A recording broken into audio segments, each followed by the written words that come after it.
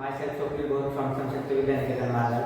During the previous lecture of General Science, we have studied different adaptations in animals. In that, we have studied the adaptations in forest and grassland animals, then adaptations in aquatic animals, adaptations in desert animals, then adaptations in animals of snowy region, adaptations in aerial animals, adaptations in reptiles, okay, and adaptations for food in animals. After that, there is one chart in your book on page number 7. In that, the chart having 3 columns. In the first column, the adaptations in different animals are given, okay, and in second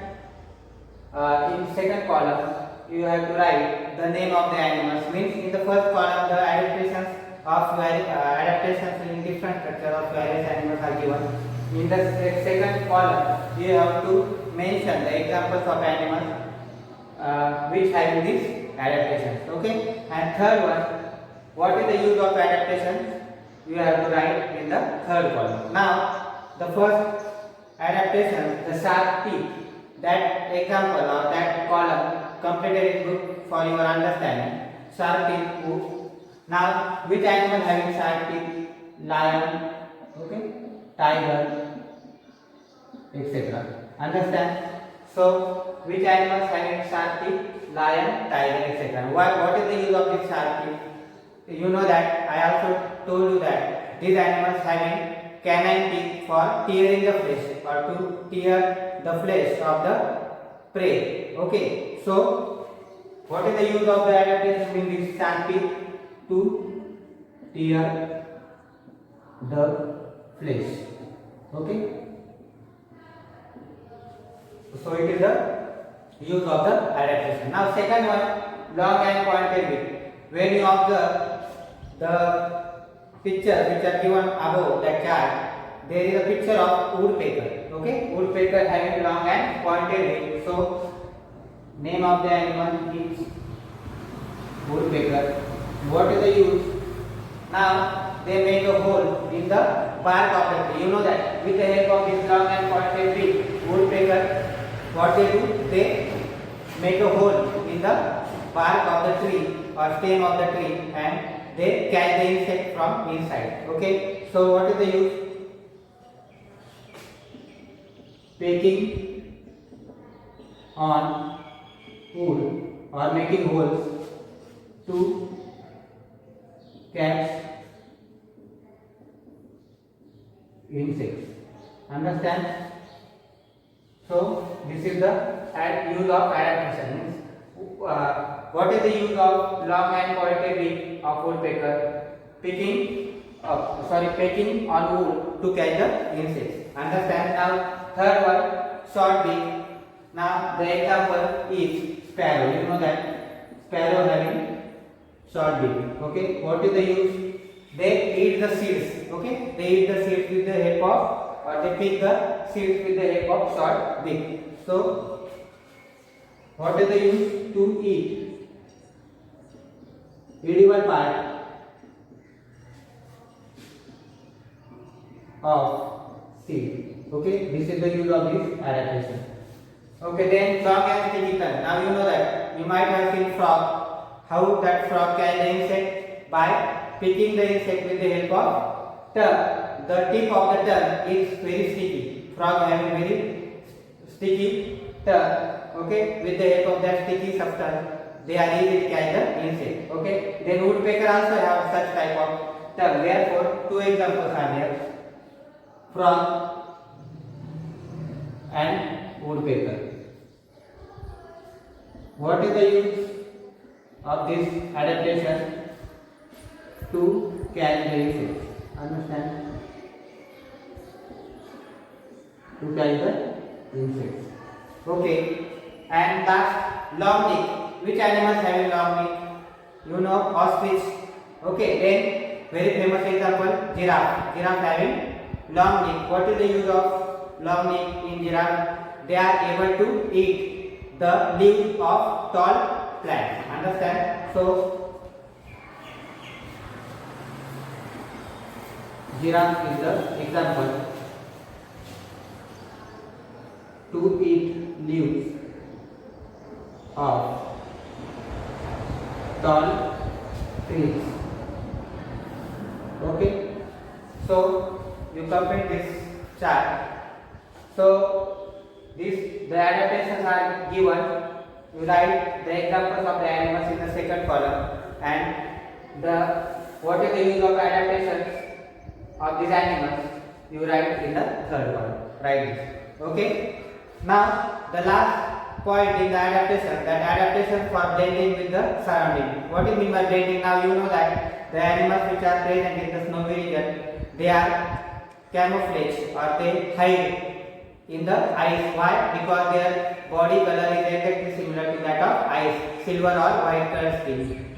We studied that in the previous lecture. Okay, so we cannot easily spot colorful butterflies, lizards and grasshoppers. Now you might have seen grasshoppers on the trees or small bushes. In that, grasshoppers also having green color, and they are easily camouflage, or they hide on the bark or leaves of the plants. So we are not able to recognize. Like us, their predator also don't recognize them, and therefore they survive from their predators. Okay, they get camouflage amid grasses, parts of plants like stem, leaves and flowers. So they have a color like the parts of the plant like stem, leaves or flower. Okay, so they are hide in that part of the trees.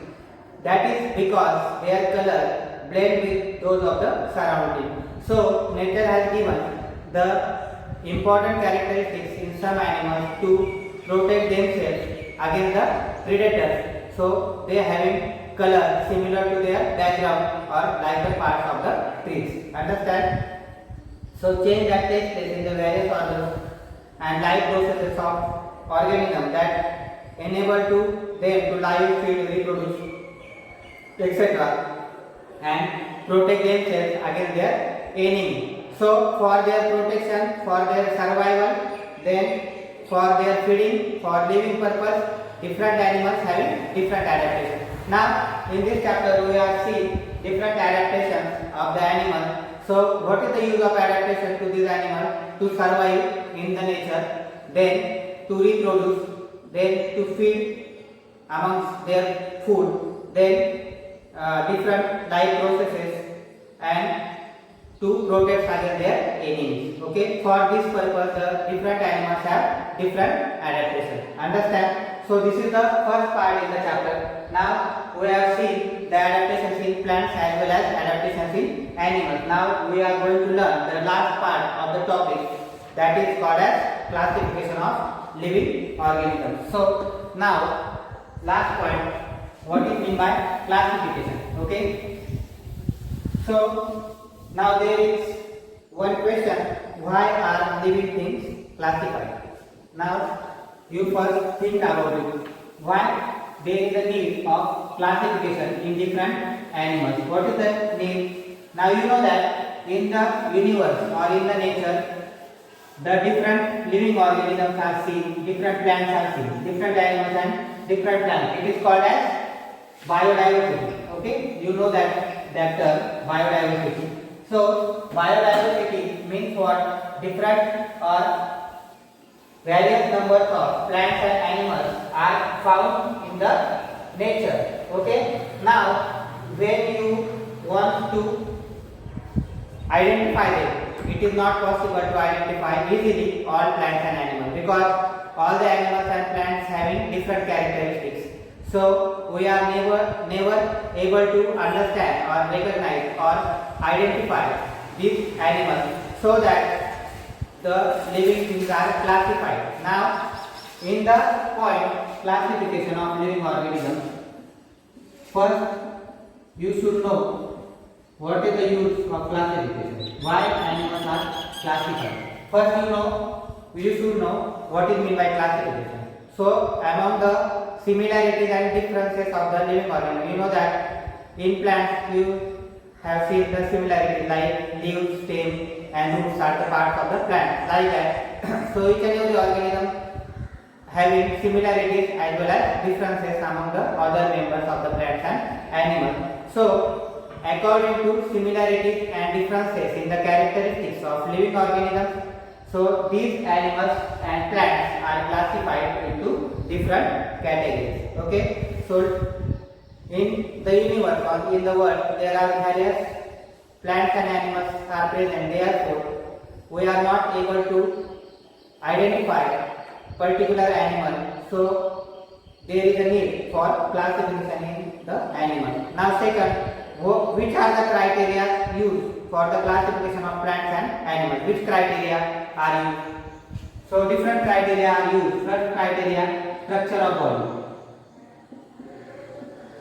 Structure of body. For classification we consider the first point, that is structure of the body. Means the animal having nose, eyes, position of head, then how many pairs of legs, how many pairs of wings. So such type of characters are called as structure of the body. So from that we classify the animal. Then mode of reproduction, how they reproduce, sexual type of reproduction or asexual type of reproduction. So mode of reproduction is the second criteria. Okay. Then third criteria, their habits. Okay, habits means their food habits. Either the animals are carnivorous or herbivorous, or plants are producers. Okay, so whether the plants or animals are autotrophic or heterotrophic, which is called as food habit. So these are the different criteria from which we classify the animals into different groups and subgroups. Now, on page number 8 in the book, the one table is given. In that first column is called as hierarchy. Now, you first understand what is meant by hierarchy. So, in that hierarchy, you might have seen different groups.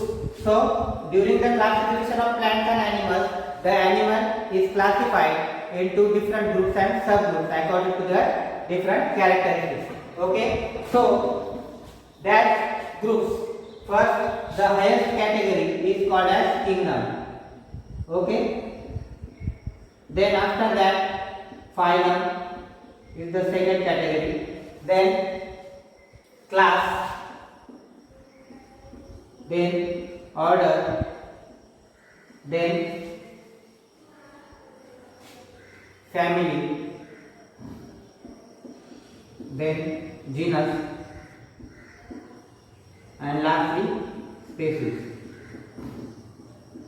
Okay, so all living organisms are classified into these categories. So kingdom, phylum, class, order, family, genus, species. These categories are written one below the other in the systematic manner. So this arrangement of the classification is called as hierarchy of classification. Understand? So a hierarchy is formed in the classification that starts with the kingdom Animalia. For example, all the animals are classified in which kingdom? Animalia kingdom. Okay? All living organisms, all animals in the universe or in the nature are classified in the kingdom, or which are placed in the category of kingdom Animalia, and all the plants are placed in the kingdom Plantae.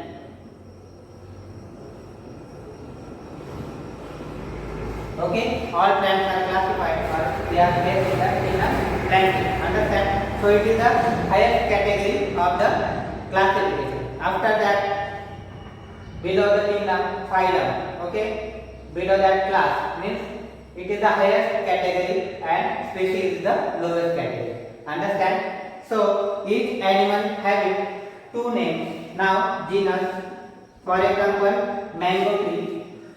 Now when you classify mango tree, so it comes under the category of Plantae, and it having genus Mangifera and species is Indica. Okay, so now you first understand.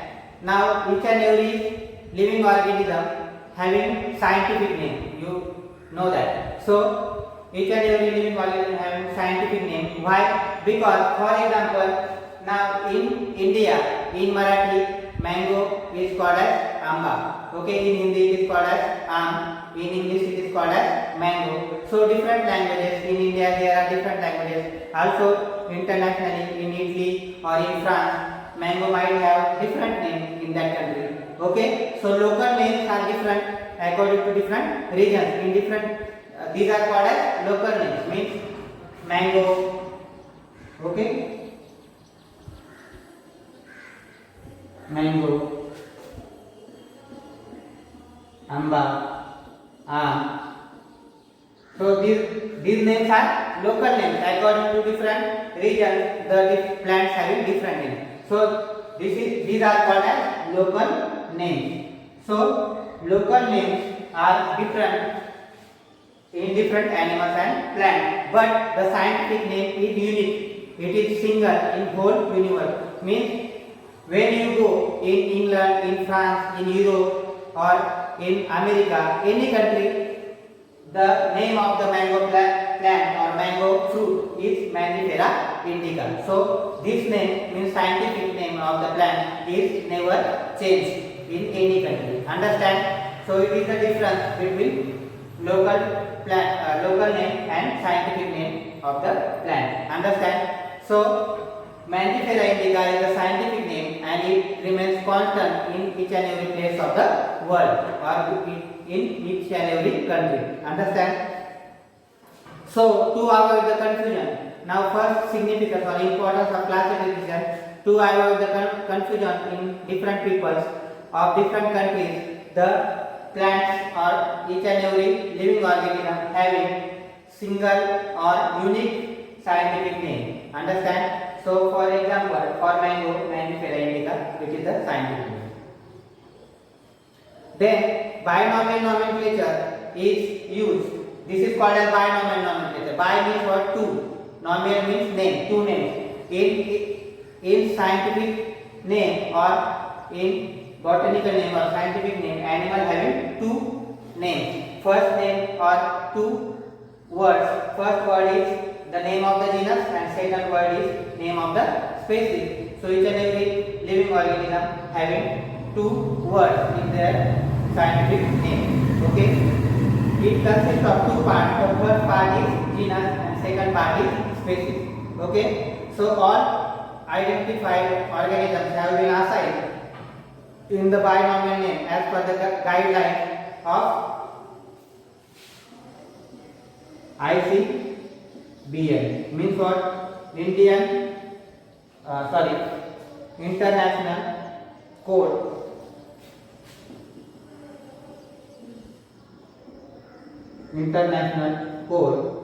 for Binomial Nomenclature. Okay, so International Code for Binomial Nomenclature, it is the long form of ICBN. So this is one of the important industry that means that gives the scientific name of different plants. Okay, Mangifera indica. This name is given by the International Code for Binomial Nomenclature, so that each and every plant and animal having scientific name, that is name of the genus and name of the species. Okay, all the organisms of a species are so similar that irrespective of differences in color, height and habitats, then habits, they can reproduce among themselves and from new individuals like themselves. So all the characteristics in living organisms are categorized by studying their structures, habit, their habitat, their color, their body structure, etc. Okay.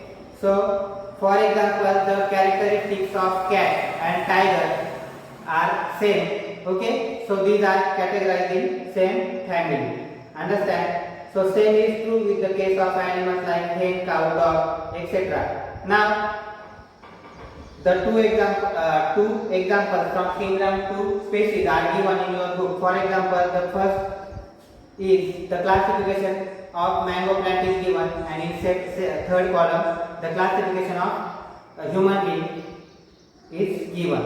Now mango is comes under the category of kingdom Plantae. Humans are classified under the category of kingdom Animalia. Then phylum, mango having which phylum? Anthophylla. Class Dicotyledone. Order Sapindales. Then family Anacardiaceae and genus Mangifera and species Indica. Okay. And what about human beings? Human beings are classified under the kingdom Animalia, phylum Chordata, class Mammalia, then order Primates, family Hominidae, then genus Homo and species Sapien. Okay, so these are the different categories to classify different plants and animals. Okay, now on page number 9, different living things and their scientific name is given. For example, what is the name of dog? Now dog is the common name which is different in different regions. Common name is different in different regions or different countries, but scientific name is unique or it is same in each and every country. Okay, so what is the name of dog? Canis lupus familiaris. Okay, dog having scientific name Canis lupus familiaris. Okay. Then cow, what is the scientific name of cow? Bos taurus. Okay. Then the scientific name of hibiscus is Hibiscus rosa sinensis. Hibiscus means China rose. Okay. And what is the scientific name of jowar? Sorghum bicolor. Okay. So scientific name is unique in each and every part of the world. Understand? The local names are different in different regions. Okay. So this is all about the classification, their importance and how all the living organisms are classified into groups and subgroups. So this is all about the concept of classification. So our chapter is completed. From the next lecture we are going to learn or we will discuss the second chapter. Okay, thank you.